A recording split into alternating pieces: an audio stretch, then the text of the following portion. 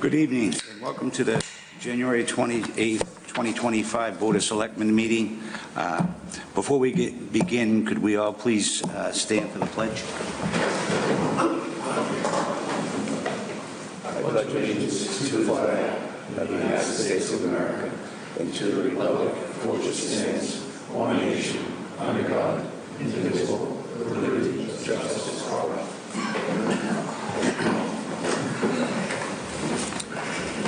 Okay, before we begin, I'm going to make an announcement, and that is, you only see 4 of us here this evening.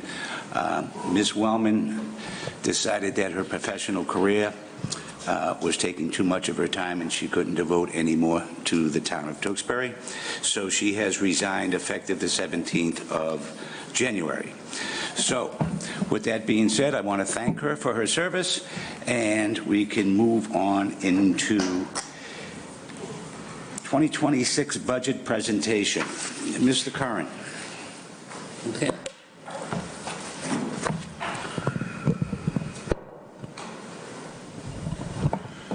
Thank you, Mr. Chairman.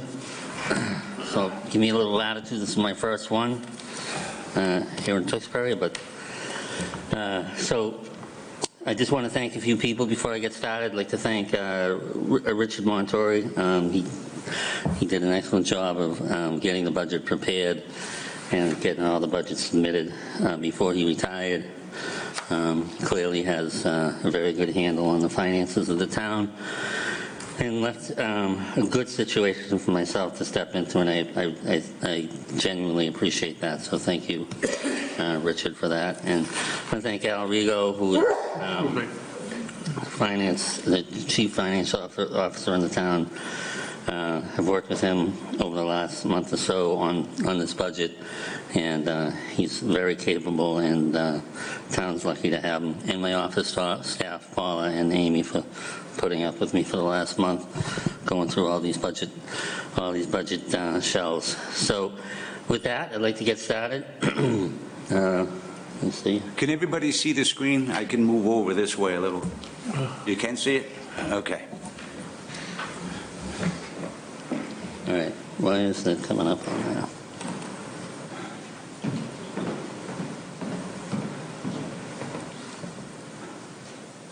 Oh, yeah.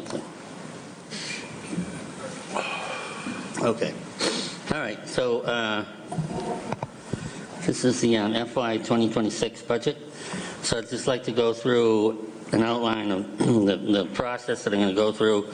I looked at what the town is used to, and so this is very similar in terms of process, outline of what we go through in the budget process. So the first thing is the budget process itself, and then I'll go through the revenues and expenditures, starting with the revenues and all the different components of revenues: new growth, tax levy, state aid, local receipts, and other available funds, and then wrapping up with the revenue with summary of the recap sheet and explaining the split for the town and the school.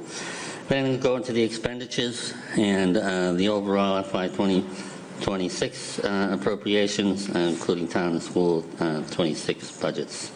So, and any other local expenditures and state and county charges, which are all part of the recap. And then in the last section will be I actually have each budget in this presentation as well, and the 5-year budget projection and future financial items to monitor and select, and just a review of the select board financial policies at the end of the process. So the process itself starts with myself and actually in this case it was Richard who implemented or initiated the original budget message and sent that out to the department heads, and those were due to the town manager by November 8th. And they submitted general fund budgets to the select board. That's actually today, so that's the general fund budget is being submitted today. And the enterprise budget and capital improvement plans will be submitted to the select board by February 24th. And then the school department superintendent creates a budget, and I thank them for coming tonight. The superintendent and the assistant superintendent So they also are required to create a budget in which Dave and I sat down a couple of times, and he got me his budget, and I know he's already started that presentation process. So that's the school side. And then the review and budget recommendations is the process of reviewing through the Finance Committee, starting on February 3rd and culminating on April 7th, and holding a public hearing, which is required under the charter, for April 28th. And then recommendations are submitted by the Finance Committee to the town meeting on May 5th.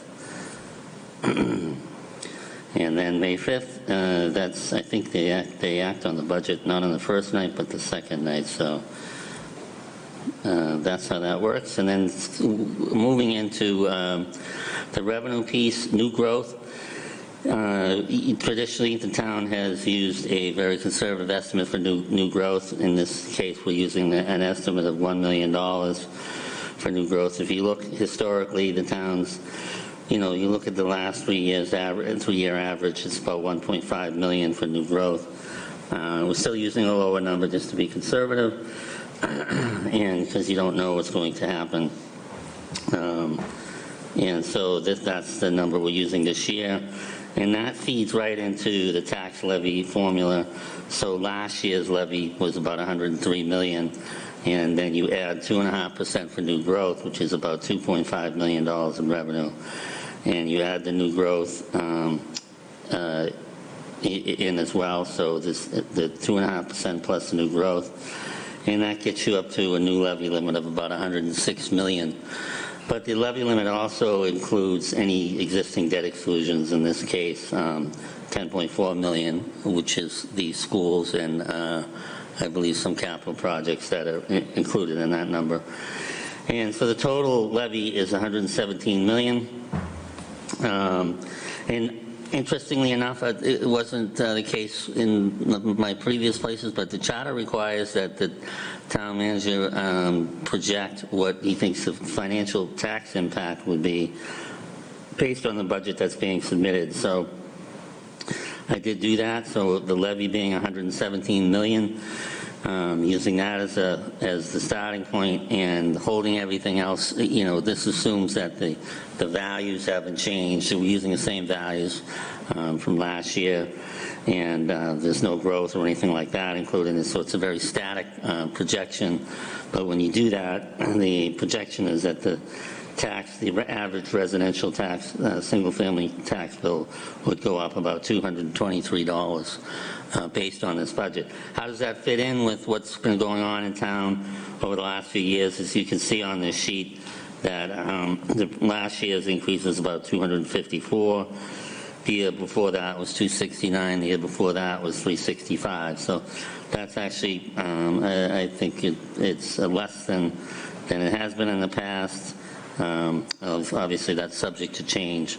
It's whatever happens over the year. So the revenue sources for the town, there are several of them. The levy being the biggest one, 71% of the revenue. Local aid being the next, which is about 18 million. And local receipts, local aid is state monies that we receive from the state.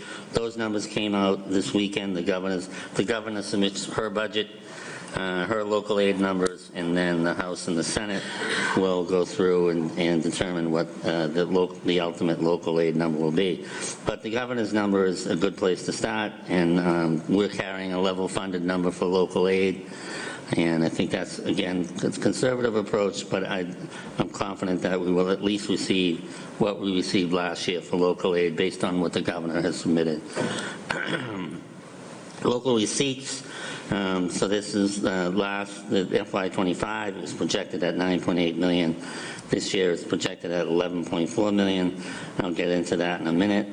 And enterprise receipts, we're not going over the enterprise budgets tonight, but I like to put on all the receipts in when I'm doing this presentation. So I put them all in. So for the 4 enterprise budgets, water, sewer, telemedia, and stormwater, the total projected receipts are about 18.9 million, or 11% of the total revenue package. So revenue right now is 166 million. that's being projected. Now, that's actually lower than it will be because the actual amount that's spent in the fall will be higher than that. If you look at FY25, you can see it was $177 million. And that's because of the other available revenue that's available to the town. And that's things like stabilization fund, free cash, overlay surplus, CPA monies, and things like that that would affect, that might show up on the warrant and impact the total spending for the year. And then this pie chart is just, for those who like to look at these things visually, you can see obviously that the biggest piece of the revenue is the levy, and it's very solid, very stable. And then the other three pieces of the pie, the local aid, enterprise receipts, and local receipts. And then this is a history of the tax levy over 12 years since 2015. It shows you basically what is known about the tax levy, which is it's very predictable, it's very stable and reliable, and you can see that in this pie bar graph. And so the 117 million is just 2.5% plus new growth over the previous year, and it's a very stable source of income. The local aid is a little bit of a different story. A lot of times that's level funded, and then sometimes you'll see a bump, and you can see that in the history here, going back to 2015. So it was just under 16 million back in 2015. Now it's up to 18 million, 18.5 million, and it's jumped a little bit. But it jumps by, I think we might see a $300,000 increase this year if the governor's budget holds steady.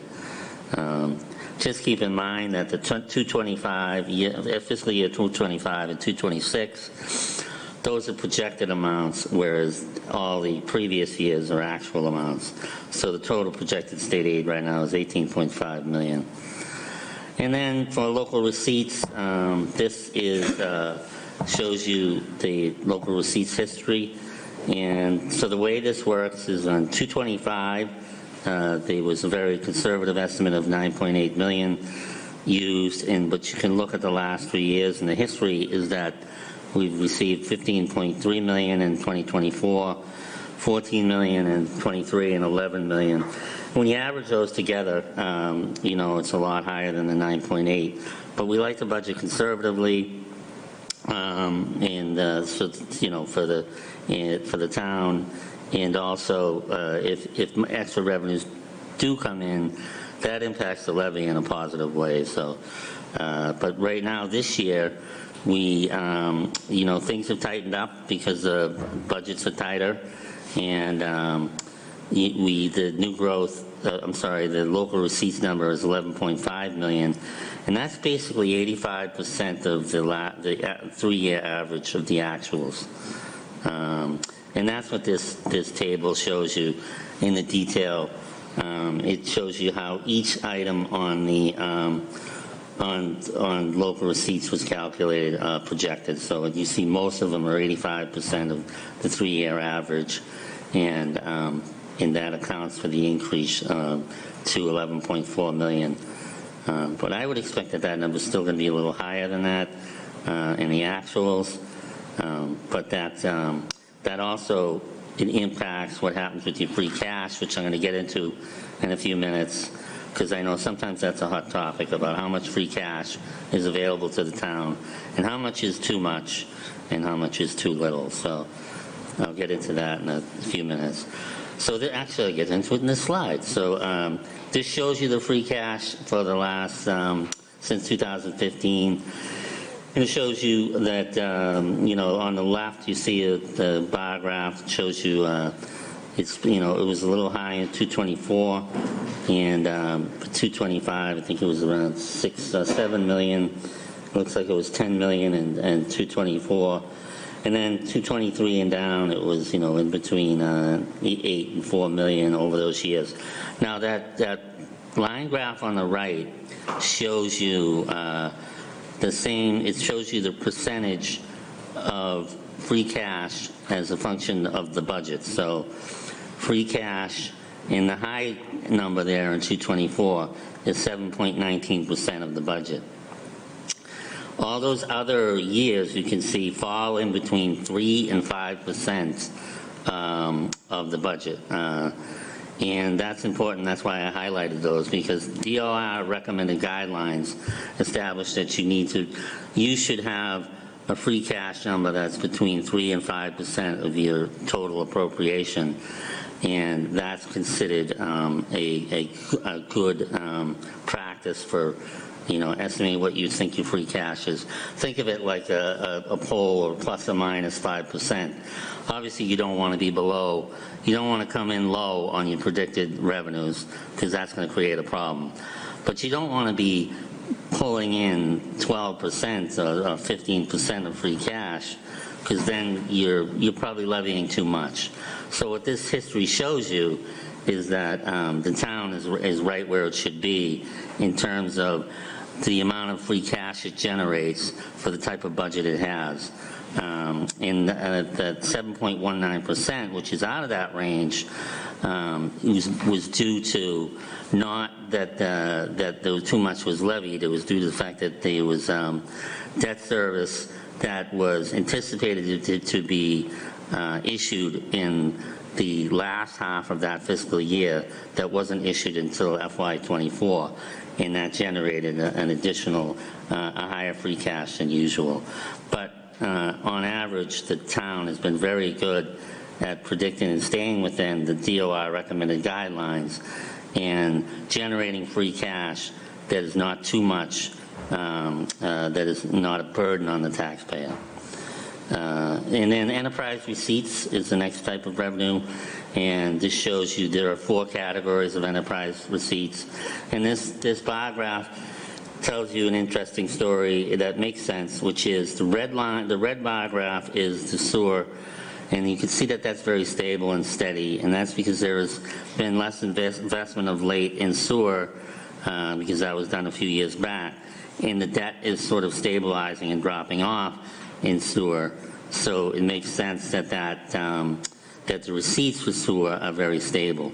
On the other hand, if you look at water, which is the blue, you can see that that's starting to rise, and that's because the town has been, and the select board have been making an effort to invest in the distribution system of the town, and so those receipts are actually starting to increase. And then if you look at stormwater has been very stable. Stormwater is a new venue for the town. It looks like it started in 2021, and most communities are just starting off into this area. And it's generating enough revenue to pay for not the salaries, but all of the infrastructure work that needs to be done under stormwater. And we're monitoring that. We'll look at that again this year, but that's very stable. And so is the telemedia revenue. You can see that it generates about $600,000 a year, and that's enough for us to continue to operate the telemedia center in Town Hall. And so all of those are in good shape. So other available funds, there aren't really any other available funds posted yet, because we haven't done the warrant yet, but you will be seeing those as we move forward. But in the spring, you traditionally see less of the other available funds, and they show up more in the fall.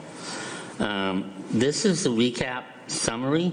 So in the budget that the board has and the finance committee has, and that will be available online, the recap is like the Bible of the whole budget process. It has everything on it. It has all the revenues, has all the expenditures, has the budget, and has things that are beyond the budget, like overlay, state charges, and all those things. So this is a summary of that, and if you look at this, it tells you that the general budget is about $144 million. And that's not the only expense the town will have in FY26. Clearly, there's about $18 million, $18.5 million in enterprise budgets, water, sewer, stormwater, and cable. And so that's an additional expense. So and then you also need, the town will have to pay the cherry sheet offsets overlay surplus, which is what, when people file for abatements, you need to have money available for that. So that's available in the overlay surplus. And then state and county charges, things like the MBTA service, the state charges back, teachers' retirement shows up, I think, in there. So there's chargebacks to the town that we have to raise money for. So the total obligation right now that's projected in the spring budget process is $165.6 million.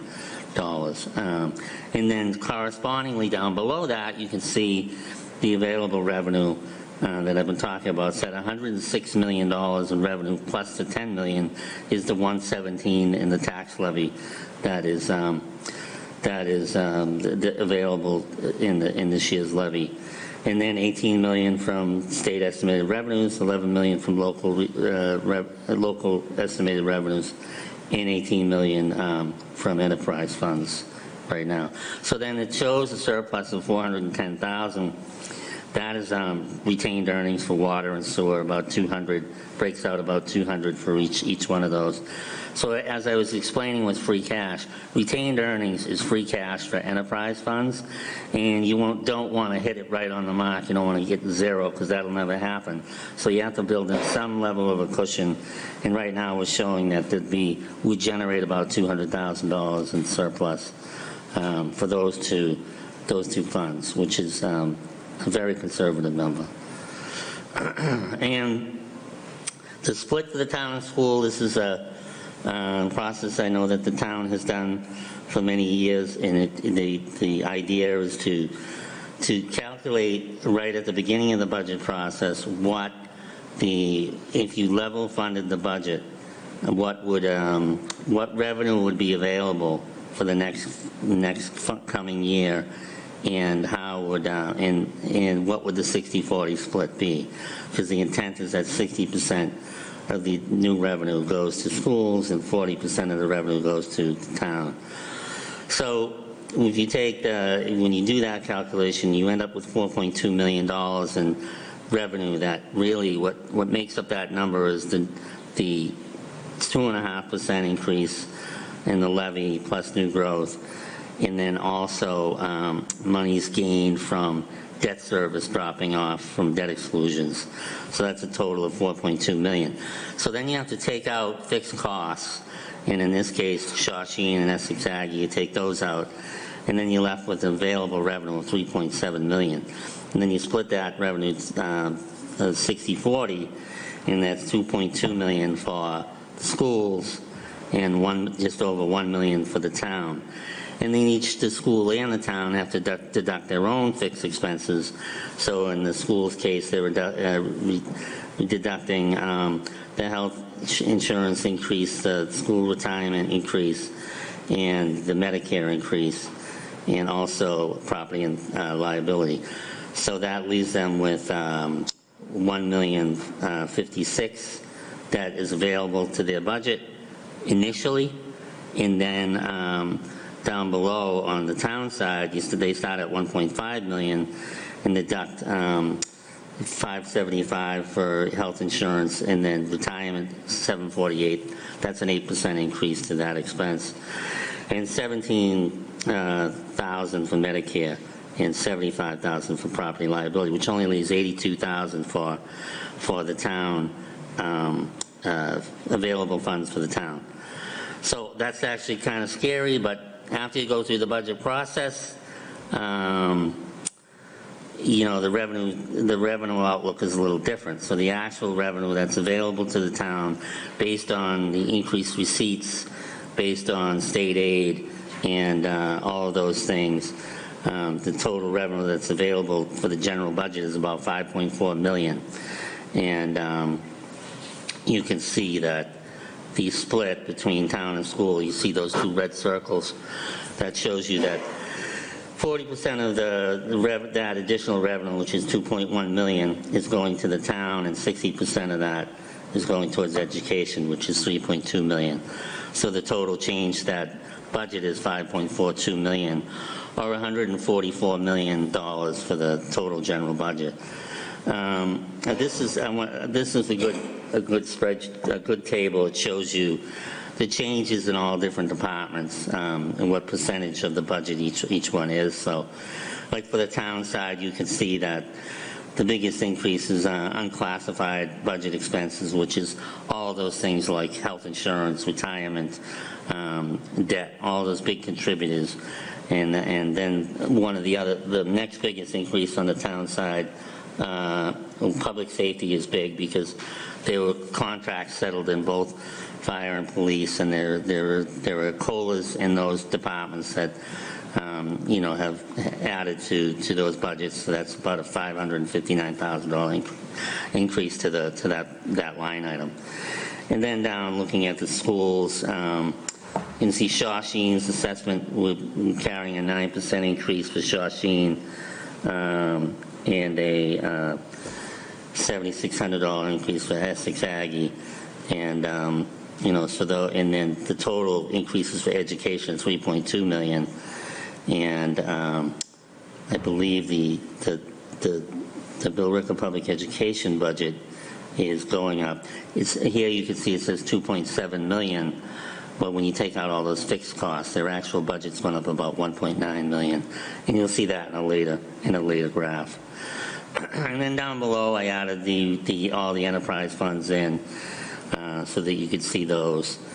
And so if you add every budget together in town, it's about $163 million for the fiscal year 26, and that number has increased by about 4%. Between all of those budgets, which there are 5 of them. So then looking at how these resources are allocated, you can see that in the town and school budget, that the town budget is about 36% of all of the resources. The school budget's about 49% of the resources. And then you can see the big factors are debt, school debt, town debt, and also the Shawsheen assessment is a big factor as well. Essex Aggie, not so much, that's less than 1%. But then you can look between FY25 and FY26, and you can see that there isn't a huge change in the way the resources are allocated between 25 and 26, which makes sense. You want to see steadiness in the budget process. So then getting into these tables of each one of the budget itself, and this is a very high level look at the budget. You can see that the total town budget is about 52 million, plus the total debt added to that's about 4 million, so it's about 56 million. And then the school budget is about 78 million with debt, and then Shawsheen's about 9 million. And Essex Aggie is 125. So that brings it to that 144. And that shows you a different breakout of all of those things. And then the next three, I'm not going to go through these slides word by word, but these slides here, which will be available online, show each individual budget and how much they changed from FY26 to FY25. And all these numbers might look familiar if you haven't dozed off yet, but like that 51,000 is the change in general government, and that's been consistent throughout the slides, so that makes me happy. Finance department is this is the finance budget, and it shows after the net of allocations, it's going down about 18,000. That's because there's a position that was moved from this department into HR is the main contributing factor to that. And I'll get into that later when I get into all the budget changes. These are several different budgets: community services, facilities, library, planning, and community development. And you can see the increases to these budgets. Community services about 11,000. Most of this is COLA related. That's those budgets. And then public safety, as I said, is one of the bigger budgets. It went up 559,000, again, mostly COLA related. And then this is a breakdown of the school department, and as I had mentioned, if you look at the detail of this, you can see that the school budget itself went up about 1.9 million. But then all these fixed costs went up 983,000. and then there's the school exempt debt principal and interest, and then the vocational costs as well. So that's the school budget. And then Public Works, this shows you just there's not, I don't think this is all, yeah, this is all in Public Works. So Public Works went up about $139,000. It's a $7 million budget, and the biggest contributor to that increase is solid waste, which is the basically your trash pickup budget. And then COLAs is also a big contributing factor to that. Unclassified, these are the fixed costs throughout the town that really the biggest contributing factor to the budget besides COLAs, and it's I'll just mention some of these things. Middlesex retirement, that went up $757,000, and that's due that's the Middlesex County retirements. Each year they go up between 6 and 8%. And that will continue on that track until they're fully vested, which they expect to happen in 2035 or 2038. And once the town is fully vested, I would expect that we would move from there to funding OPEB more aggressively than we do today. And the group insurance is another big increase, $586,000. It's going up about, I think, 9%. Medicare is going up a little bit. OPEB, there's a flat contribution of $650,000 to that fund. Property and liability went up 10%. And NEMRAC, which is the North Middlesex Regional Emergency Communications Center, went up $233,000 for a total budget of $866. And then this is a summary, again, of the budget. It shows you the general government. I said that number 51,000. Shows you the total change, net of allocations is 1.9 million. This is the town side, not including the school side. And then this shows you the breakdown of the town budget, how the town budget is allocated among resources. And you can see that police and fire are big pieces of that, but also unclassified takes up a huge chunk of that, as well as debt and DPW. And then the smaller departments, the service and social service departments take up a smaller piece of the budget. But this also shows you the change year on year, and there are not significant changes here, except that you can see the debt has gone down a little bit from year to year. And then this is the town budget, looking at it from a cost center perspective. Shows you the salaries versus the operating expense. And you can see the salaries are about 40% of the total budget, of the town budget. Then conversely, if you look at the school budget, salaries are 53% of the budget, which makes sense because the school budget is a heavy service industry which has a lot of employees, and so naturally they would have a bigger percentage of costs designated to salaries. And then operating is roughly about the same, and then your debt's gone down a little bit. Health insurance has gone up. And then this again shows you that breakdown of that 1.9 million for the town.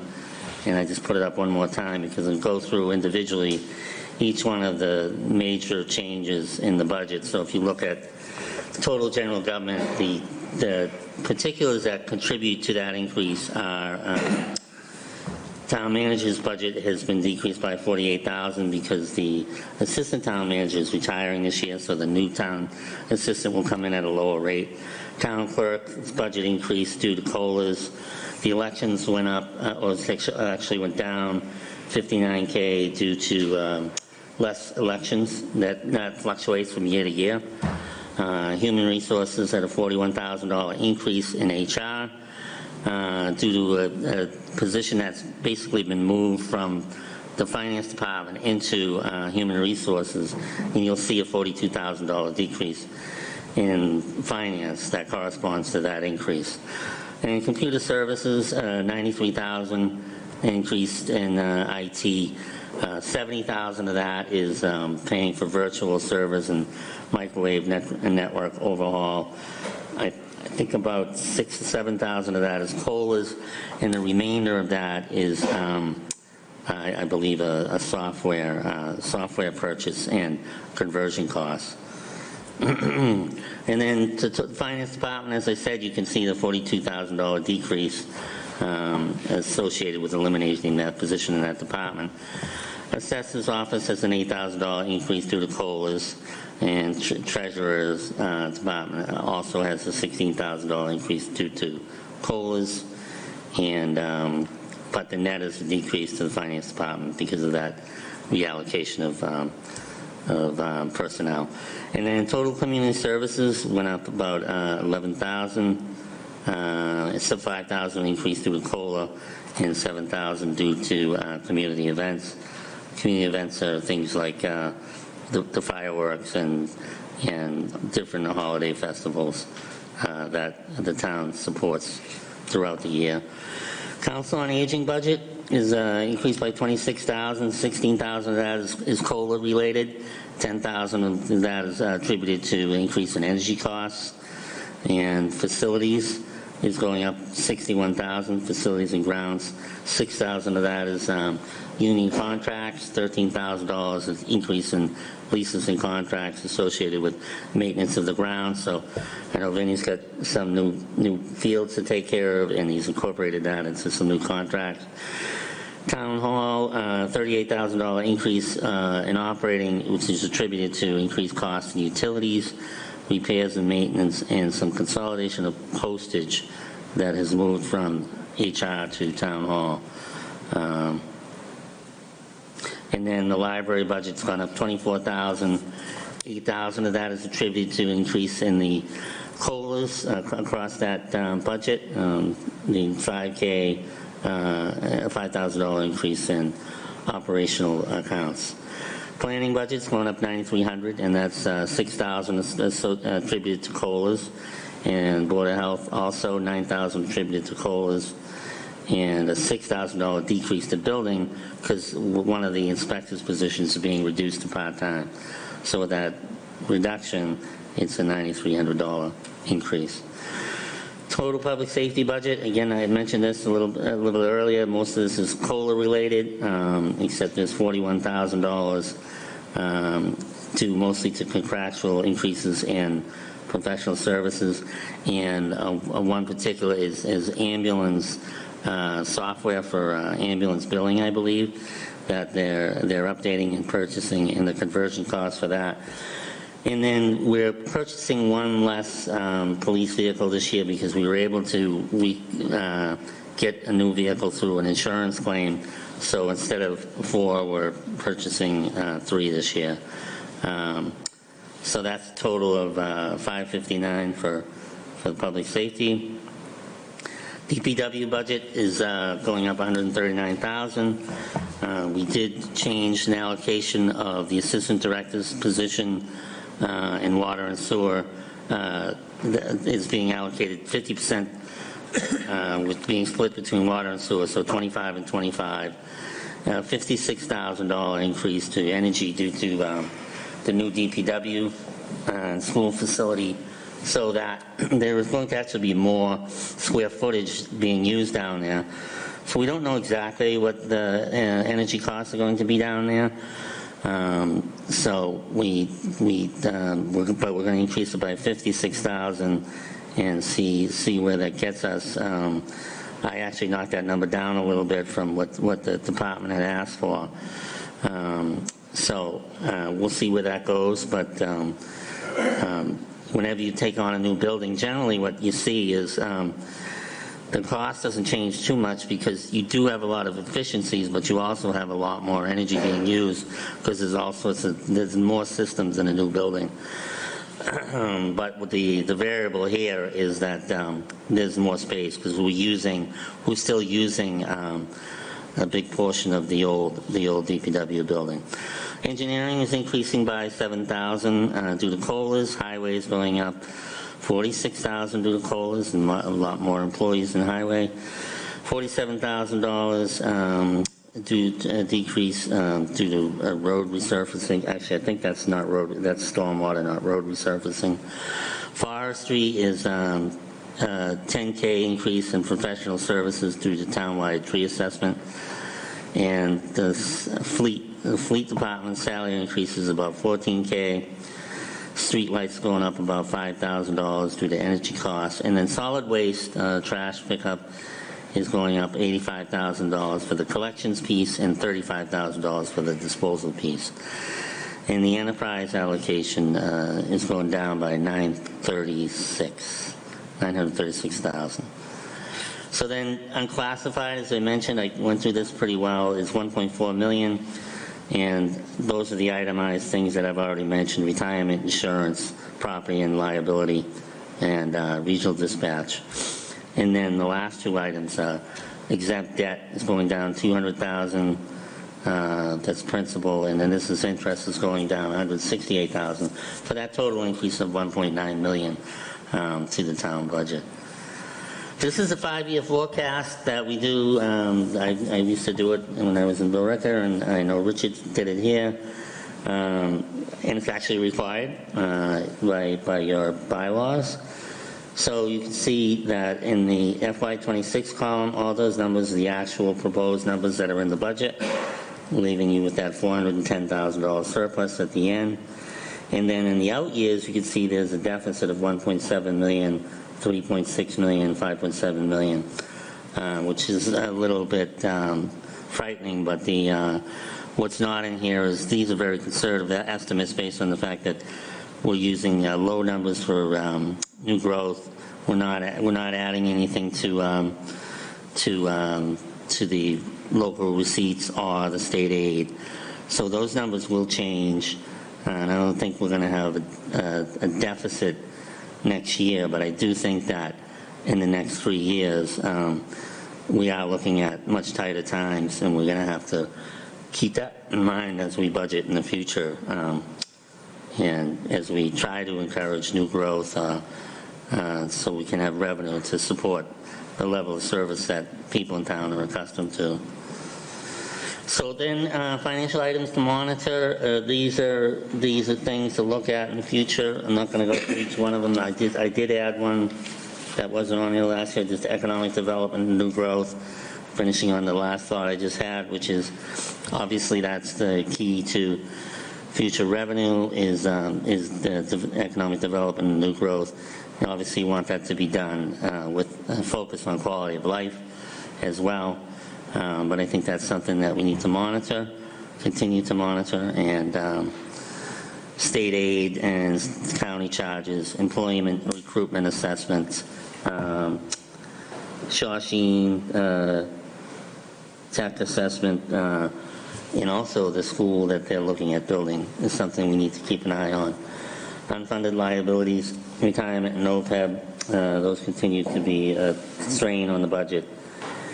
And stabilization fund, I will continue the same practice that Richard used, which is he uses some stabilization funds in the spring but replenishes them in the fall. That's important because that allows you to maintain the same level of reserves, which is important for your rating, your bond rating. So I will continue those practices. And hopefully the board will support those. I can't imagine why they wouldn't. Town and school capital improvements, those are the things that we'll be dealing with both in the spring and the fall. And the bond rating agency, as I mentioned, is really a function of keeping an eye on all of these things. And then the financial policy of the town, these are, you can read them at your own leisure. They all make sense. But these are the same policies that were put up last year.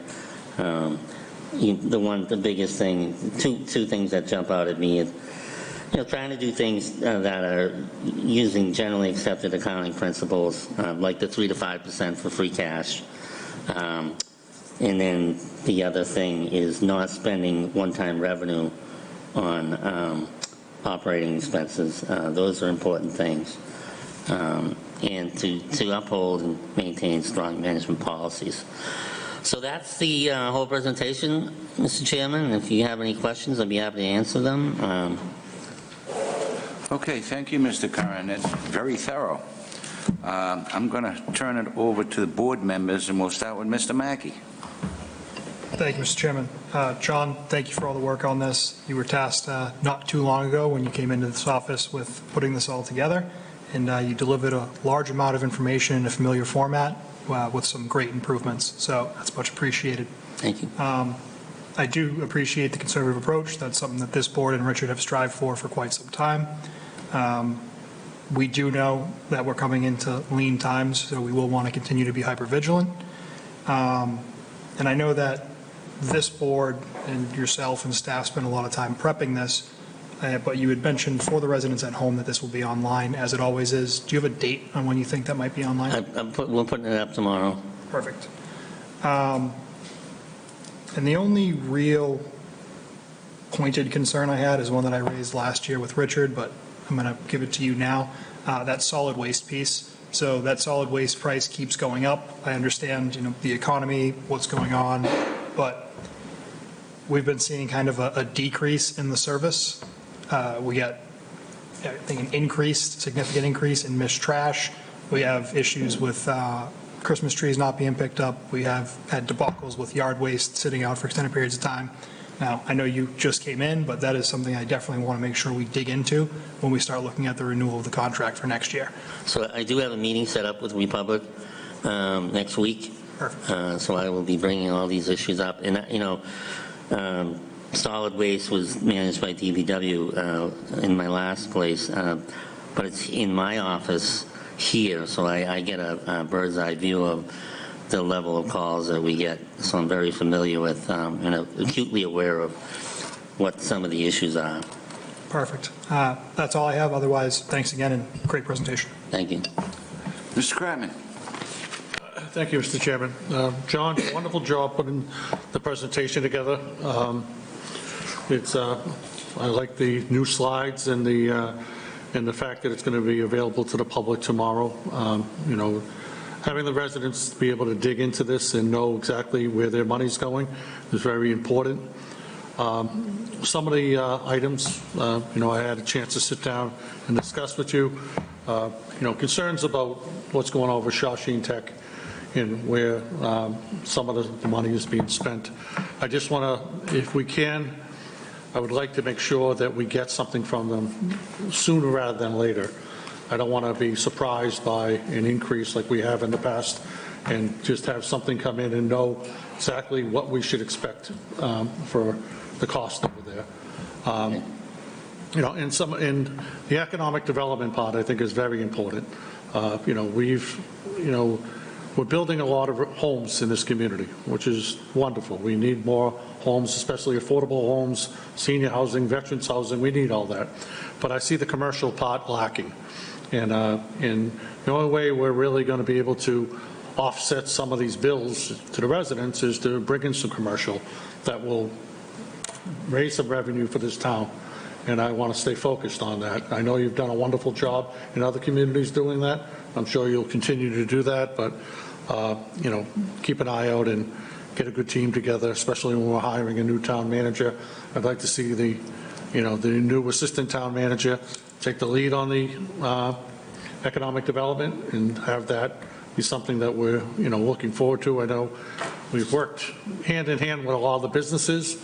We've kind of changed our reputation a little bit, that we're business friendly. I want to keep that going. And this work, like I said, we got some challenges in front of us. And I hate to see taxes going up year after year after year, and finding a way to stabilize taxes to the residents, especially the seniors in this community, is a priority. I know we need services, but we also have to look at the affordability to be able to live in this community. And I appreciate everything you've done. Thank you. Thank you, Mr. Kratman. Mr. Ryder. Thank you. Mr. Curran, great job on the budget.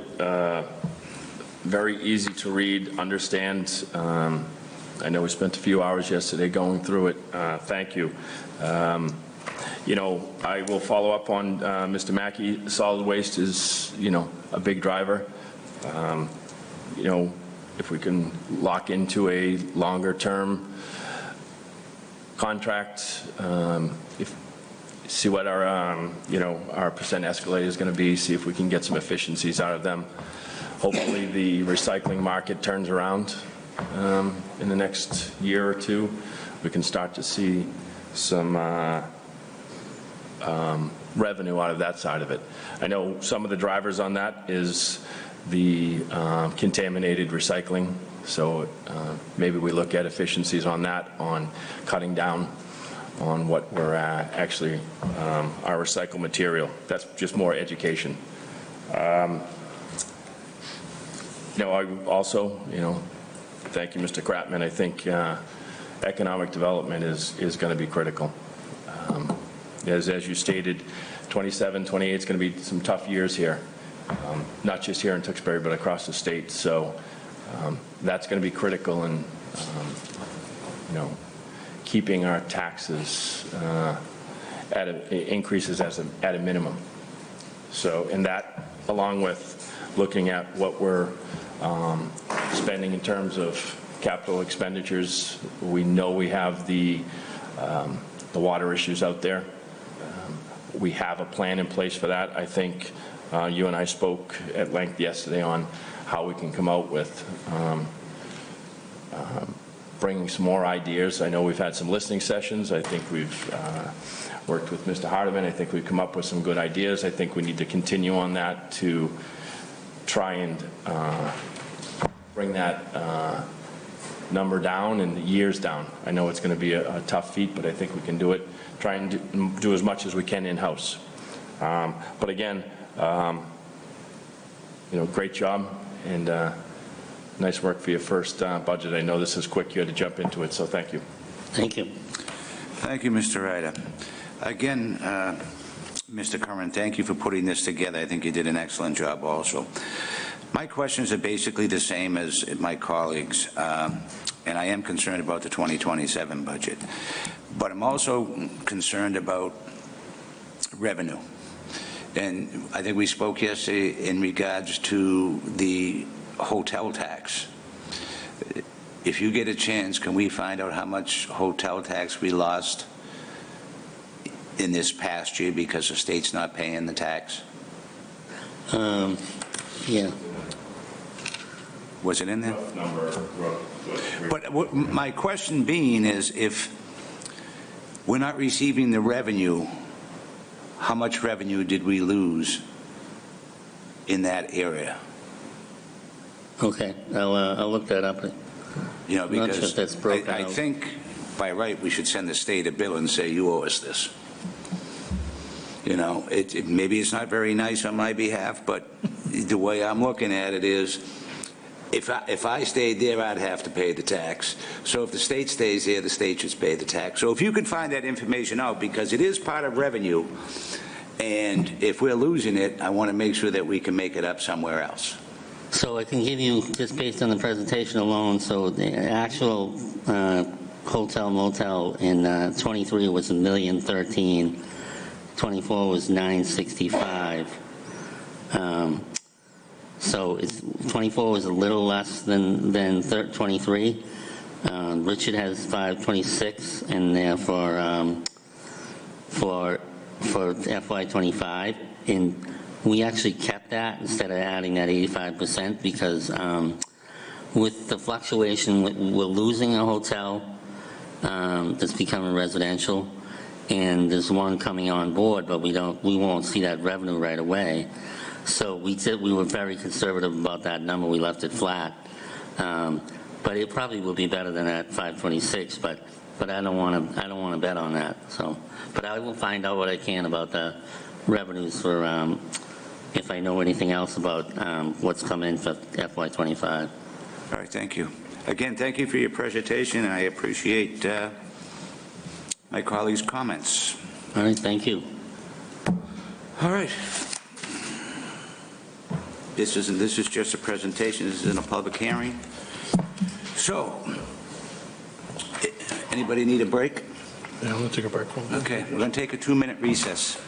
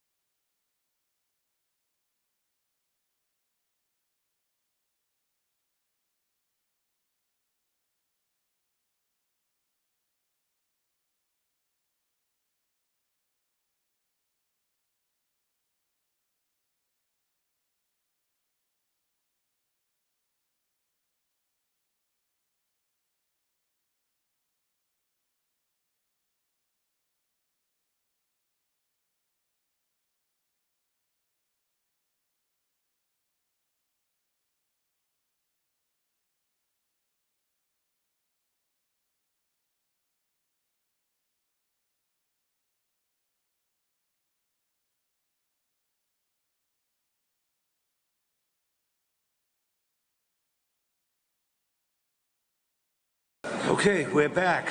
We are at 7 o'clock, and our 7 o'clock public hearing, joint-owned National Grid Verizon poll petition, 286 Clark Road. Is there anyone here for that? Okay, Mr. Curran, can you update us on this? Sorry, this is a National Grid hearing? Yeah, then I have to read there. Actually, yeah.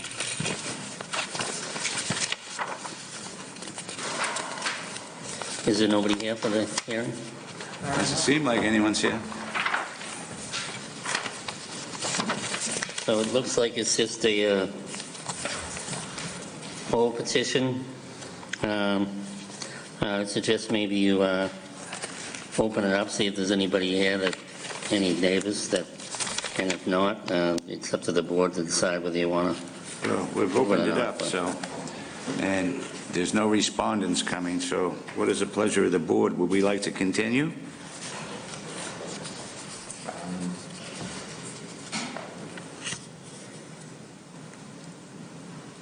Mr. Chairman, motion to continue the National Grid poll petition for 636 Clark Road. Okay, I have a motion made by Mr. Mackey, seconded by Mr. Wright. All those in favor, signify by saying aye. Aye. And chair votes aye as well. That's a 4-0 vote. Okay, next on the agenda is residents. Any residents wish to speak? Please come up to the microphone, introduce yourself for the record, name and address, and your concerns.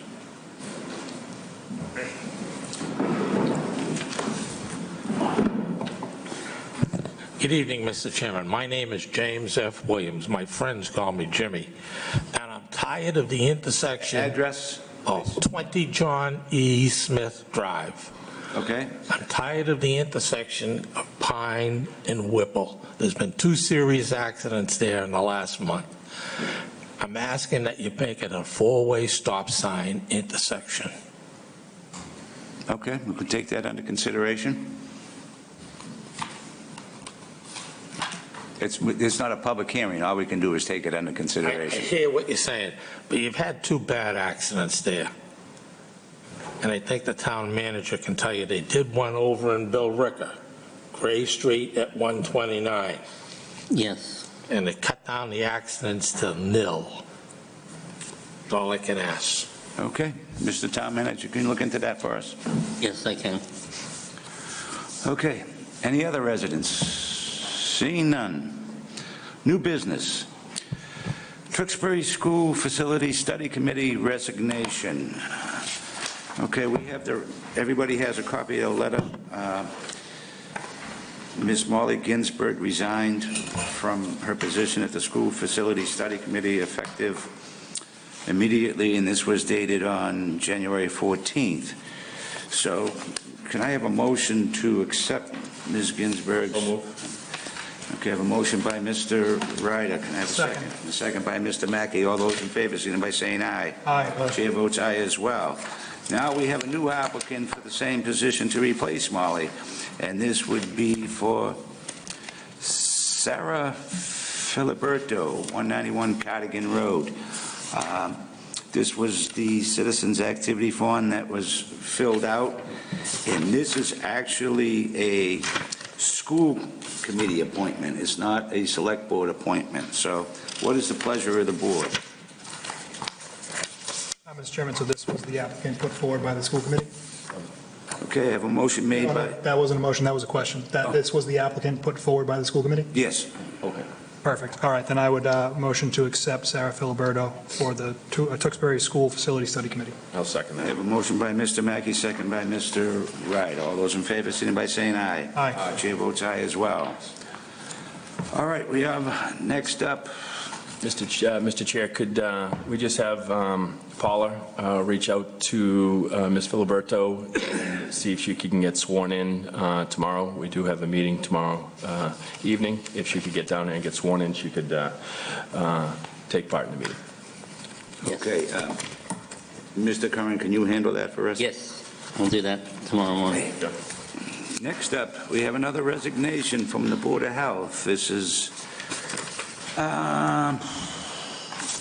Luke Miller resigned from the Board of Health on Friday, January 17th. Can I have a motion to accept Mr. I'll make a Miller's- motion, Mr. Chair, to accept the resignation of Mr. Luke Miller and I'll thank second him that. for his time on the board. Okay, I have a motion made by Mr. Ryder, second by Mr. Mackey. All those in favor, signify by saying aye. Aye. Chair votes aye as well. Mr. Chairman, for the record, that second was by Mr. Kratman. Oh, the second was by Mr. Kratman on the Board of Health? Correct. Okay. Just for the recording section, Mr. Kratman seconded to accept Mr. Miller's resignation. Next is NBA Communities Supreme Judicial Court decision. Everybody has a chance to read it. Mr. Curran, you want to speak to this? So yes, I asked town council to call in tonight, and I thought, He's right there. oh, there he is, right behind me. So I was going to hand it over to Kevin to give us his, assessment of both the court decision that just recently came out and the letter we just received yesterday from the Office of Housing and Livable Communities. So Kevin, you want to take it? Certainly. Good evening, Mr. Chairman and members of the board. By way of a very brief summary, I'm sure the board remembers that at the annual town meeting this year, an article was brought forth to see if the town wished to amend its zoning bylaw and bring itself into compliance with the so-called MBTA zoning act. For what I think are very reasonable and prudent reasons, the town meeting decided to not pass that article. In significant part, perhaps, was the fact that there was a case pending at the Massachusetts Supreme Court on a challenge of the town of Milton on the very MBTA zoning act that town meeting was being asked to consider. On January 8th, the Supreme Court issued its decision, and it was considering three different issues. Number one, is the MBTA zoning act legal/constitutional? And the answer was yes. Number two, does the Attorney General have the authority, constitutional and otherwise, to enforce the terms of the MBTA zoning act? And the answer to that was yes. And included in that is the authority to bring injunctive or equitable relief if the Attorney General needs that tool to seek compliance. Third, the third question before the Supreme Court dealt with whether or not the regulations as promulgated were enforceable. On that third point, the Supreme Court said that the regulations had not been, the guidelines/regulations had not been properly adopted, and therefore they would have to start the regulation process over again. Roughly 2 weeks ago, the Executive Office of Housing and Livable Communities filed emergency regulations, and they will now be, and they're also starting the process to adopt final regulations. The emergency regulations have two dates for us to consider. Number one is they want a compliance plan submitted by the town on February 13th. The second is they are looking for compliance, which means town meeting adoption of a zoning change no later than July 15th of 2025. So the issues that we had in the spring, at least the two most important ones, have been resolved in a way that says that the law is enforceable. What the court relied on, without going into too much detail, what the court relied on was its interpretation that the legislature determined that this was a very important public purpose law, and that the legislature included the language that each community shall comply. The court then made the determination that the Attorney General has the authority to enforce compliance. So that's where we're left now, where when we were discussing these issues in the spring, we did not know whether or not the sole penalty for noncompliance would be the grants listed in the law that were authorized to be withheld, or if the Attorney General would be able to take more aggressive means of seeking to comply and seeking compliance. So while the court did not specifically address every issue of potential compliance that the Attorney General sought against Milton, largely because the regulations were ineffective, the court did make it clear that the Attorney General will be able to seek equitable relief in compelling compliance. So that is the long and the short of the case. Then the second piece of correspondence that Mr. Curran is referring to is a letter from the Executive Office of Housing and Livable Communities that was received by the town yesterday that largely did two things. It reminded the town of the deadlines I mentioned before, and it also tells the town, I'm not sure if I want to say remind, but tells the town, informs the town that it's the policy of the Healy and Driscoll administration that any discretionary grant, not just the ones listed, would be viewed in light of whether or not the town was complying by submitting a compliance plan and then ultimately passing the zoning that the law now mandates. So even if the town is not specifically ineligible for a grant, it seems as though the governor, through the Executive Office of Housing and Livable Communities, is telling us we would be last in line if we don't file a compliance plan for their review and then bring it to town meeting for potential adoption.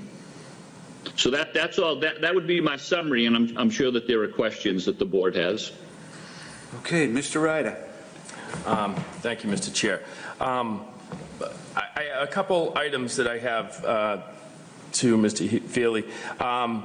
The EOHLC filed emergency regulations. Now, under that, emergency regulations usually are for emergency situations. This is not an emergency situation. How, I guess, for residents, and I've been asked this question, how is this deemed an emergency? And the determination of the governor or the administration to determine this as an emergency because they did not follow the guidelines in their initial promulgation of the guidelines, correct? Correct. So, can that be challenged? Because I don't feel that this is an emergency, and I feel that that is going to be a challengeable argument to state that the emergency regulations are in place for emergencies, and declaring a town declaring their zoning is not an emergency. So if you could speak to that. Sure. Let me start off by saying I think it's a very fair point and very fair question. And I would tend to concur that it is difficult to say this is an emergency. With that being said, the practical reality that we have is that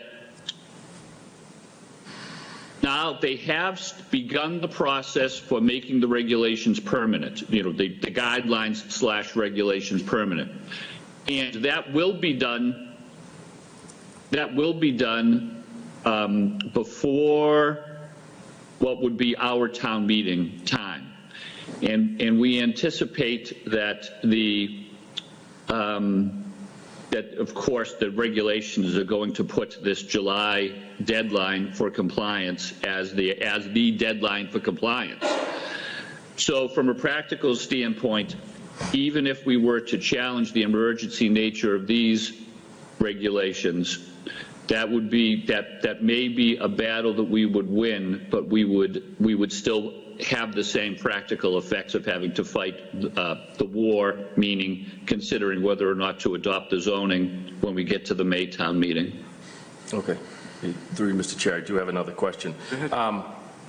Currently, there's, as of 3 days ago, I think there's 14 bills in the House right now that are being filed by different representatives across the state to either eliminate, change, modify, including some of our own, Representative Robinson, to ultimately remove the discretionary portion, and that being any public safety grants or education grants. So I think it's in the community's best interest with these bills being filed in the House that ultimately there has been a change across the state from some of the legislators understanding that this was not what they originally voted on. And they're hearing from their constituents that voted this down. You know, voted it down loud and clearly that they don't want it in their community. And I think, you know, and I've had for the last 2 weeks, or, you know, since January 8th, since this ruling came out, and people saying we need to continue to fight this. Understanding that they're giving us submitting a plan by February 13th, or ultimately the deadline by July 14th. I think we have to, you know, play this out and wait and see where these bills land.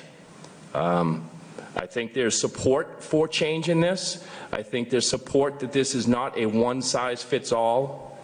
And there's a lot of other questions and concerns I have, and I'm going to put them together for Mr. Curran, because there have been plans presented to the Commonwealth that have been sent back to communities because communities have used existing locations where there is multifamily housing, or it was not adequate enough that met their guidelines. Again, I think, you know, at the last town meeting, the residents in this community spoke loud and clear, and they knew the ramifications, whether it be a MassWorks grant, whether it be a housing grant. Again, I think this is something that we need to let play out. I think it's something that the cost of this development in this community is going to far exceed the number of grants that this community has received. And, you know, more information that I'm going to request is, how many grants have we applied for? How many do we apply for annually? How many we receive? And also, if we do comply and we don't get these grants, does the town have any fight there? You know, we're saying that, you know, we're being told if you do not comply, you're not getting X, Y, and Z. Or, you know, we could take away A, B, C, D if we deem that we feel it's necessary. Now, what standing does the town have to say, well, we complied, but we continue to not receive any of your grants? Where does that leave the town? Sure. So I can break that into two separate issues, and I'll start with the end. And it's a little bit hard to, from the hypothetical, you know, what on the grant issue, what I believe from the people that I've spoken with in the Attorney General's office, that they want compliance. That's their job. Mm-hmm. That's what the law says. They want compliance. And I have no reason to believe, I've found the people that I've dealt with are very honorable people. I have no reason to believe that there would be any type of retribution for a community that has adopted after some other community has when it comes to consideration for grants. But again, human beings being as they are, I certainly understand that, we would be mindful of that as we are applying for grants in the future. And then on the first part of what you said, Mr. Ryder, one issue for us to consider, if the decision of the town was to let it continue to play out, is we could certainly file the compliance plan based on the schedule that EOHL has given us, because then at least, because that is, as you know, that is not binding. That is simply a compliance plan that allows them to weigh in as to whether or not they deem our approach to be compliant with the law. And by submitting a plan, we would at least not be running the risk of having unfavorable action on discretionary grants this winter. One more question, Mr. Chair. To follow up on that, Mr. Feely, to follow up on, you're saying we submit a plan. We submit a plan and it's accepted. Now, that's binding. Once the EOHLC accepts the plan, that's binding. That allows developers to walk in the day after this plan is done and present a plan, a schematic. And even if this is overturned, we are locked into that permit. So we're not helping ourselves. I think again, my opinion, it's just my opinion, that I don't think we submit anything. It's a risk we take. And I think it's a risk that the residents in this town clearly spoke. And again, if this was brought back to town meeting, I think the residents in this town would clearly speak again, that they are against this. And let the chips fall where they may, but this is something that we need to continue to fight. And it's proven that you have other state reps in this state that are filing bills to eliminate this. They understand that this bill, when they approve this, what was approved by Governor Baker and what was presented and approved by Governor Baker is not what is out there today. So that's all I have. Thank you, Mr. Chair. Okay, Mr. Mackey. Thank you, Mr. Chairman. Mr. Feely, thank you for being here. I do want to open with to Mr. Ryder's point regarding the emergency regulations. I had similar questions about the recent gun legislation that was jammed through with an emergency condition, and it's my personal feeling that anything can be deemed an emergency when it benefits the state and pushing something like this through. That being said, my position, unfortunately, has not changed on the MBTA communities. I don't like the law. I haven't liked the law from the beginning. I've been very vocal about that. I think it's government overreach. It's a one-size-fits-all sledgehammer that doesn't take into account the massive amounts of development that Tewksbury's done over the last 12 or 15 years. Even with my personal disdain for this law, I personally spent a significant amount of time with staff, with residents. I know that this board, the planning board, staff, NIMCOG, all spent a significant amount of time and resources getting us to the plan that was brought forward last time. I understand that was voted down at town meeting. I understand that there were questions based on this lawsuit being open, and it's my understanding that speaking with a lot of people who were against it, and this doesn't obviously speak for everyone, but they were against it, wanting to see what happened here. And I can understand that. While I personally didn't agree with it, I understand that perspective. But I think we came out with the best possible solution that can mitigate the damage here as much as possible for Tewksbury. So, Mr. Feely, a couple questions for you. Just to layman's understanding, the Supreme Court decision upheld the DA's ability to enforce the law, correct? The Attorney General, yes. Okay. And we don't know what those enforcements could be because there's that equitable and something term that was used, but there's the potential that that is a pretty broad enforcement ability, correct? Yes, there is that potential. Okay. And I know there was this letter that we got that talked about kind of warning that non-compliance would not only impact the existing grants, but other grants as well. Is it when a new grant is stood up or criteria for a grant are published, is it feasible that they add this as a criteria? Is it feasible that they add compliance with the MBTA communities as a criteria? I don't, so it's possible, yes.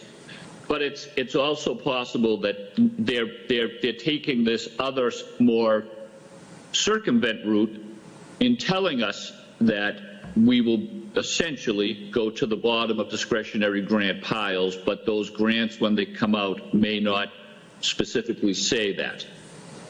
Okay, interesting. Thank you. Again, I understand there are a number of bills in front of the House to tighten the reins on this law.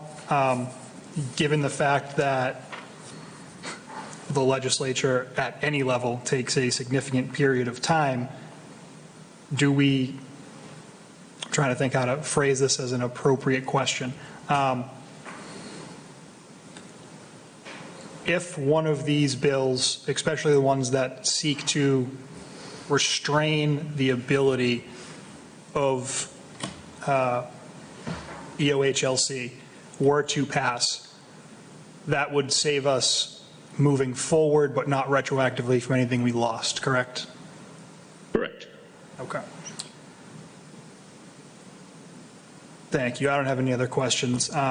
Given that information, I personally don't, I hope that some of those pieces of legislation are successful. Again, I don't like the law, but it's a law. There are lots of laws that I personally don't like, and I don't believe that it would be prudent to pick a fight with the state on this. I think that we should encourage residents, and I myself have talked to our reps, and I would engage residents to continue to engage with their reps who can actually change this law, because unfortunately, that's how the system works. And if I would be interested to find out what Milton spent on this lawsuit, but given that we went over a budget earlier and the gray days that are ahead financially, I personally wouldn't have interest in throwing significant funding behind fighting the state, and I can't imagine that it would be a cheap endeavor to fight the state, especially when the Supreme Court already has a ruling that kind of gave pretty strong authority out to the DA and the governor to enforce this law. So that's all I have. Thank you, Mr. Chairman. Thank you, Mr. Mackey. Mr. Kratman? Yeah, thank you, Mr. Chairman. Thank you, Mr. Faley, for coming on. I listened to my colleagues. I've looked through this. I've seen some of the plans that the other communities have submitted, and it seems like it's a shell game. The other communities are submitting plans hoping that it doesn't get built. And that seems to be, we passed the poor law, and now what we'll do is let's zone someplace that can't build it. That's a horrible act of legislation. It's not a good plan. No community wants this. What the communities have done is they found a way around this law. Nobody's supporting this law. They're just working around it. And so what are we supposed to play the game and find a place that you can't build it? That seems to be what everyone else is doing. I'm not in the mood for playing games. I've listened to our residents. I've listened to what we have in our community. We don't have a plan on the books as far as I'm concerned. The plan that was presented before was voted down overwhelmingly by the residents. It's in an area that's already overburdened. It's already, the infrastructure couldn't handle it. And this law, as far as I'm concerned, is a tax on the residents of Tewksbury, because there's no money for infrastructure. There's no money to do the water and sewer improvements that would be required to do to handle this. We'd have to zone something. They've taken zero into effect. We've built so much housing in this community over the last 7 to 10 years. None of that was taken into consideration. One of the part of this law was also to take into consideration a small business study that this law put in. As far as I know, there's not been any small business study to look at how this would impact the businesses in our community. I've seen what happens when you build housing in areas where there's a lot of commercial businesses. The commercial businesses go away because the traffic impacts. People will get down and say, I'm not going there because the traffic is horrendous and I'm not going to sit through that. Being blackmailed by the government to tell us that we have to do something. They want us to build something we don't want. They want us to pay for it, or they're going to take away grants that we never get. I'm on the bottom of the list. I've been on the bottom of the list for 10 years. I can't imagine. We've applied for Mass Works grants. We've applied for other things. Name a grant that we've gotten in the last 10 years. I'd love to see them, because I've been sitting here fighting for grants, and we don't get them. They're going to go to Springfield. They're going to go to Lawrence. They're going to go to Lowell. They're going to go to the big things. We already are on the threatening me that you're going to take away something I don't get already. It's kind of ridiculous. So I'm not afraid of them putting us on the bottom of the list. I've been there. We don't get the grants. And having our legislature fight for us is something that I think is important. Just because somebody passed a poor law doesn't mean, yes, it's a law and we should be following our laws, but if it's something that the residents, as far as I know, the legislators up there and our governor's there because the residents voted them in, and they're supposed to be listening to the voters. The voters overwhelmingly in almost every community are saying, I don't know anybody on this board that thinks this is a good plan. I don't know of anybody in any other town that thinks this is a good plan. They're just doing it because they're being threatened. If you don't, you won't get funding. Well, as far as I'm concerned, that's our taxpayer dollars that are going up the State House. They're threatening with our taxpayer dollars, and it's tyranny of what they're doing. I don't like being threatened that we're not going to get our hard-earned tax dollars that we're sending, that we expect our leaders to look out for the best interest of the Commonwealth, and then be threatened that you're going to take it away from us. That's not the way the government should be run. And I'm not in the mood to give in to blackmail. So I understand they want us to. They're going to tell us that we're not going to get things. But it infuriates me that I don't know one resident in this town that says, oh, you know what we really need is more, 1,200 more units and more traffic. There's no infrastructure. If the state came forward and brought a plan forward that said, we're going to do some work around here and give you funds to help you build it, then come talk to me. But they're telling us they're not giving us a dime.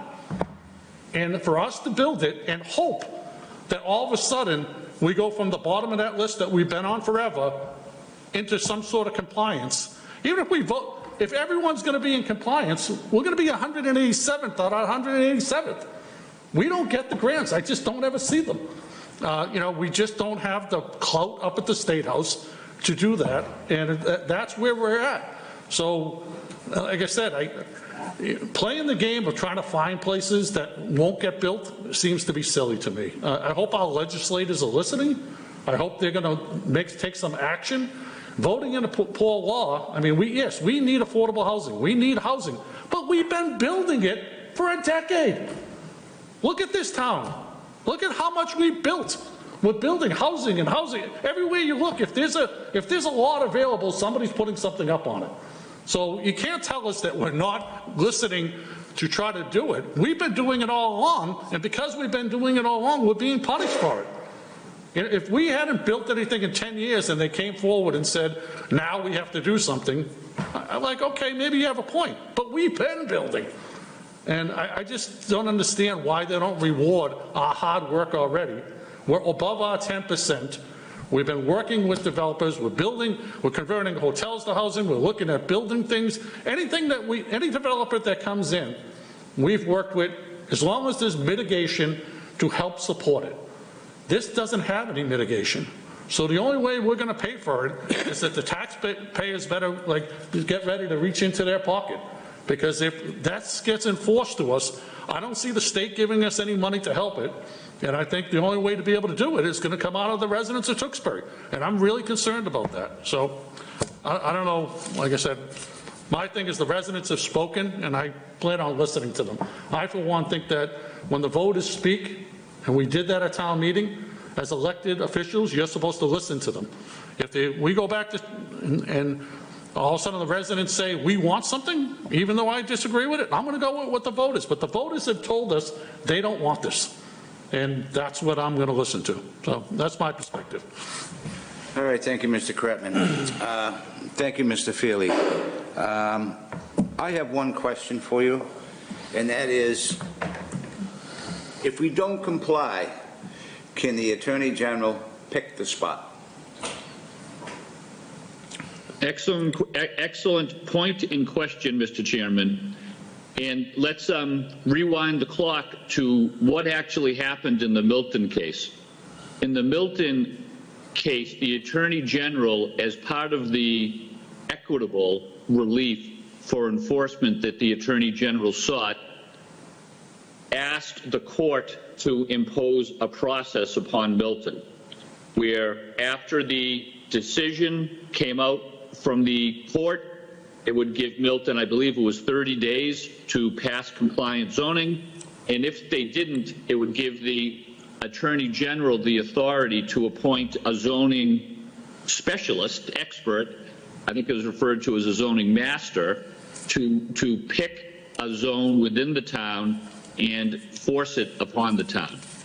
So in that case, the answer to your question is, we know that the Attorney General sought that against Milton, so I would expect that for non-compliant towns, it's reasonable to think that the Attorney General would again seek that relief upon any non-compliant towns in the future. Okay, thank you for that answer. I agree with Mr. Kratman, Mr. Wright, it's just in Mr. Mackey, it's a bad law. And I am going to uphold what the vote was at town meeting. It was undeniably, I think it was 504 to 145. And that's an enormous amount of people. And the people that I do talk to, they ask me questions. Why do we have to do this? And I keep telling them, call your state legislator. I mean, there's not much I can do as a select board member because it's a state law. So I still am not going to support approving this. So that's my case. If you have any further comments, if anybody else would like to make another statement, Mr. I just have one more alibi question, Mr. Chairman. Mr. Feely, does this law have any specific provisions that preclude mitigations? Because that's something that's come up a few times, and we have projects that come through now that require mitigation, and it is done. So does this law have some special carve-out that does not require mitigation? The law does not say it. What the law says is that the zoning that is allowed will be allowed as a matter of right, meaning you don't need a special permit or a variance. You don't need any relief from the density requirements that are in your bylaw. So we'll have to see what the executive office says concerning any restrictions on mitigation or any other issues. You know, there have been discussions about issues like that, dealing both with wastewater as well as water service to communities, and I believe that the approach to this date has been that that is the executive office of Housing and Livable Communities are working with towns to make sure that those issues are dealt with in whatever plan the town comes forward with. Okay, so just to clarify, just because it's by right does not mean that any normal processes that happen in town would not happen, right? It just means that you need any special variance. Correct. Okay. Or special permit, right. Oh, special permit, thank you. Mr. Chairman, I just want to comment on that. And I agree with my colleague, Mr. Mackey, but there's also, I've dealt with 40Bs that have come through. And what you can do is ask for a waiver, which we would have zero say about. So if they go in and they ask for a waiver through our local zoning, is going to be overridden by the state. So if they want something built and the developer goes forward and says, I can't do this without getting a waiver for this, or this, I can imagine the state wants this so bad that they're going to be looking at giving as many waivers as they can possibly give to get something built. And that is something that I am really concerned at, because I've seen it happen. They give out waivers much in the same way that, you know, when you get something and we don't want it to a certain height, we don't want it to a certain density, we don't want to so much open space, how much are we going to have in there? They're, you know, we're going to have people coming in and they're not looking out to build something that meets the character of our community. They're going to, zero consideration, I believe, is going to be taken. They're looking to build housing and they want it built. And that's a concern, and there could possibly be waivers issued by the state that we will not be able to overrule. Mr. Chair, if I, sorry, Mr. Mackey, one interesting thing that the state did state, that it said that we can't make it economically unfeasible for the developer to build. And what we would require the developer to do would be economically unfeasible for them, because the upgrades to the pump stations, our infrastructure, would be economically unfeasible for the developer to cover their costs and to pay for the infrastructure. And the state very clearly stated that. So as to what Mr. Kratman stated is, they're going to go for a waiver, and they're going to say, well, we're in compliance, we have a by right development. It's not our responsibility that the town lacks the funding or lacks the infrastructure. I'm following the state guideline. And again, it goes back to, this is going to be on the backs of the residents. We're $170 million to date that we need to fix our infrastructure. We can't afford to add another 10, 15, 20, $30 million of infrastructure repairs or upgrades to comply with a law that doesn't make sense. So Mr. Feely, if I may, to Mr. Kratman's point, are there waiver carve-outs under this law, like 40B, that would allow an applicant to circumvent any requirements, or is it only what is laid out in the guidelines? It would be what is in the guidelines, and I have not seen what's going to be the proposed permanent guidelines, which, you know, that will be the key document for us to see. But what I have seen in the original guidelines, plus now the emergency ones, I don't believe that there is a waiver provision as there is under 40B, which is it's an excellent analogy to make, but I don't believe that there is one there. So I say that there's not. That doesn't mean that there never would be. Yeah, that doesn't mean the state can't change their mind tomorrow. I think we've all learned that. So, but as of right now, there is not, and I appreciate that. And Mr. Ryder, to your point, I don't disagree, but we have had developers pay for pump stations. We've had them pay for infrastructure upgrades in the past. So that is something, again, I would be very happy to lean in and challenge the state on if they said we can't ask someone to do something that is a required mitigation, as we have done with numerous past projects. It's a accepted practice. It's a normal activity, and it's happened multiple times in the past decade that I'm aware of, so I'm sure there are more that happen. And I don't disagree, however, Massachusetts does not have impact fees. So abutting infrastructure is one thing.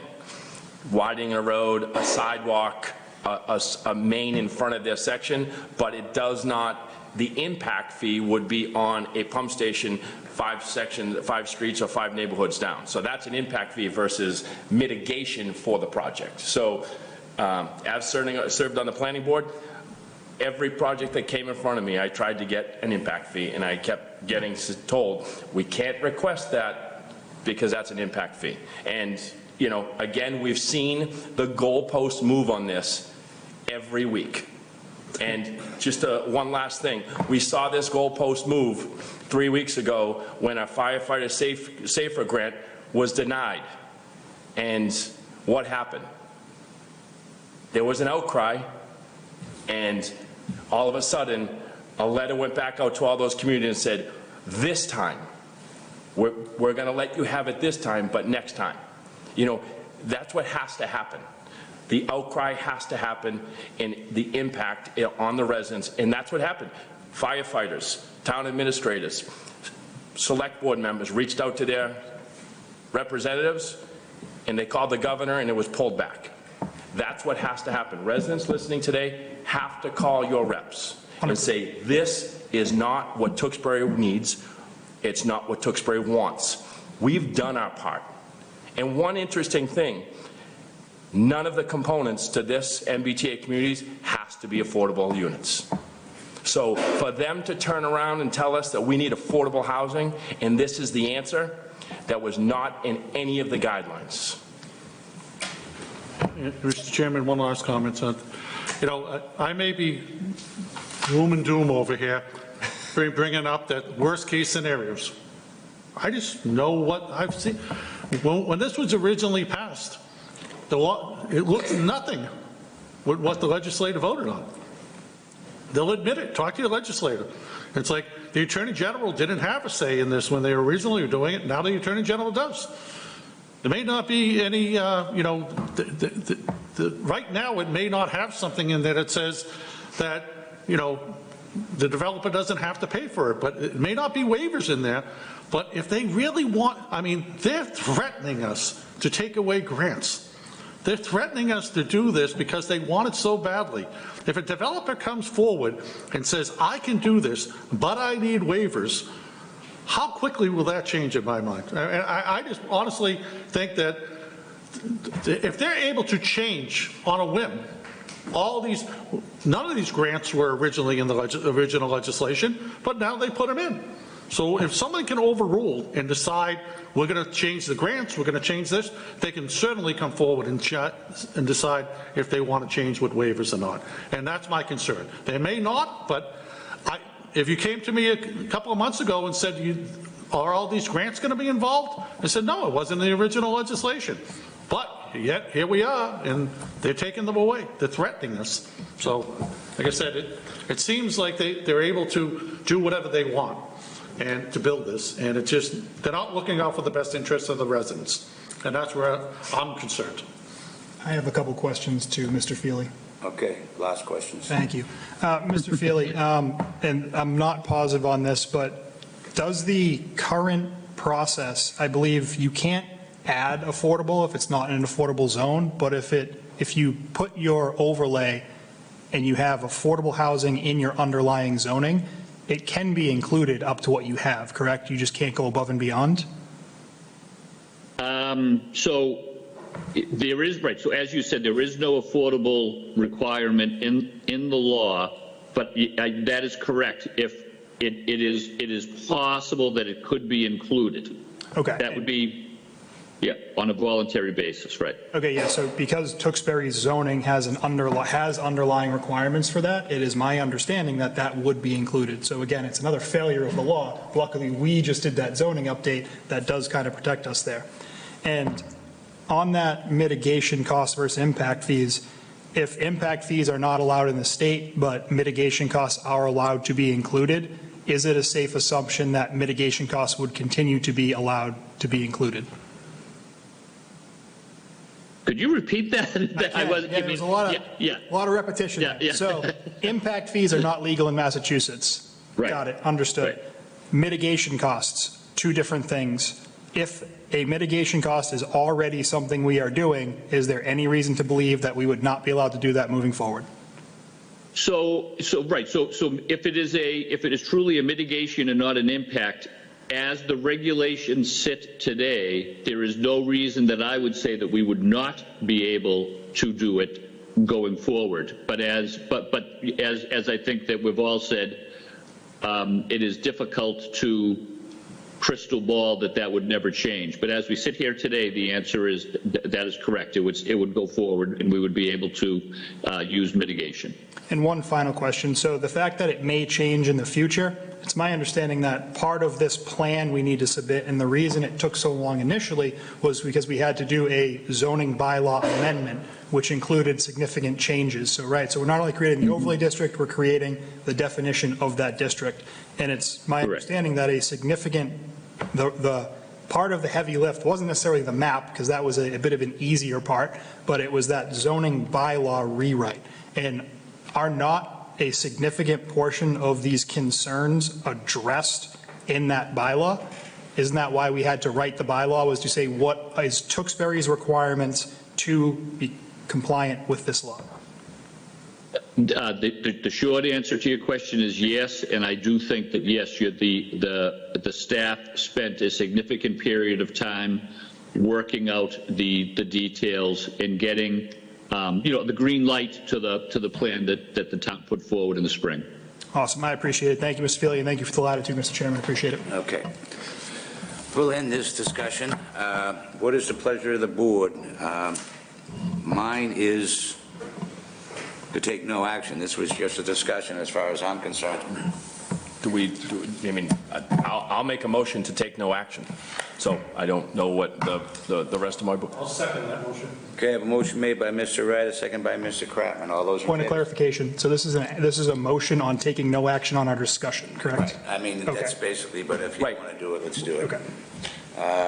Motion made by Mr. Wright, a second by Mr. Kratman. All those in favor, signify by saying aye. Aye. And chair votes aye as well. Unanimous. Any opposed? Okay, so that's that. Now we're on to Mr. Town Manager. Thank you all. Thank you, Thank Kevin. you, I'm sorry. Mr. Town Manager, you're up. All right, thank you, Mr. Chairman. So I think we covered the MBTA Communities Act, and you covered the Jane Wellman's resignation. Public safety grant, that's also already been mentioned that we did receive that. Just an announcement for residents, the COA tax repairs from AARP are available at the COA starting at February 6th at the COA Center. And just an update, the snow removal on MLK Day went without any incidents. So kudos to the DPW, they did a great job. We do have a new employee in the police department, Erin Gamlin. She's our new executive assistant. She started, I think, the beginning of this week. And we did have a meeting with Maya this week for our risk assessment. Steve Sadwick is heading that up, and it also dovetailed with the MMA conference, which had some topical stuff on that issue as well. So, as I mentioned in my budget presentation, that cost went up about 10%. Hopefully, with credits and things like that, we can knock that down a little bit. But we continue to work on that risk assessment. There were two major events in town over the last couple of years, which was not unique to Tewksbury, but that rainstorm and that major freeze.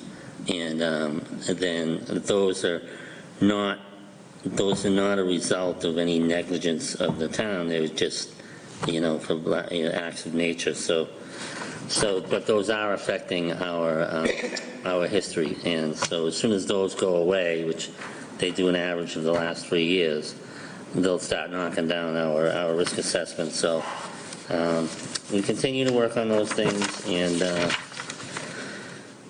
Sterling Corp there was a groundbreaking for that corporation. They're converting to a cold storage warehouse, and it was recently permitted by the planning board. So that was held on January 23rd. And the board had brought up economic development. So I think that's a use that's going to be in demand, is this cold storage. So I think we're going to see some applications for that. So in some other spots, it doesn't generate a tremendous amount of traffic. It's a pretty good. It seems to be a fairly good use. We did meet with the battery storage facility, and so that's an ongoing process. They're right now involved with DPU to see what they need for permitting for that. And Trahan School Financial Assistance, she's still reviewing that. We had requested a cash flow analysis from MCO. We did get that in the last couple of days, so she's reviewing that now. So I would expect to see that consultant in here at the next meeting. So thank you, Mr. Chairman. Okay, next up is Town Council invoice. Okay.